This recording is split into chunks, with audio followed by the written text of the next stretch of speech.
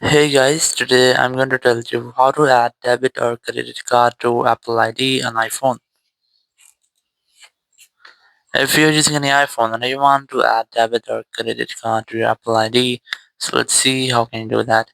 You just have to simply open your settings app and very first just check some settings to prevent any kind of issues. So make sure that you have a stable and strongest network connection. Go to General, go to VPN and Device Management, and just disconnect with your VPN if you're connected. Go to Language and Region, select region, and select your own region from here. After that, go back, go to Date and Time settings, enable this toggle to set your date and time automatically. Again, go back and go to Software Update and try to update your software. After updating software, simply go to your App Store, and here just tap on the profile option at the top right, and tap on your Apple ID. Verify yourself using your Face ID or your Apple ID password,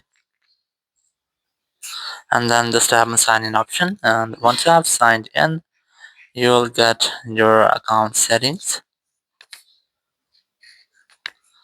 Just wait for the loading on the screen, and then you'll be able to add payment method. So here you can directly add payment method by using this manage payments option, but it might be that you find an issue of billing address. You have to go back and just go to country or region section, and just select your own country or region from here in which you're living, or the country or region which you have just selected in your iPhone settings. I have selected this one, so I'm going to select this one again. Just tap on continue option here, then tap on agree at the top right. And now you have to add your payment method. You add a credit or debit card.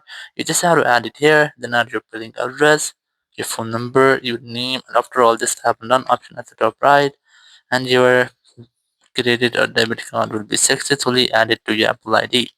So in this way, you can easily add your credit or debit card to your Apple ID. Thank you very much for watching the video. Until next video, bye bye.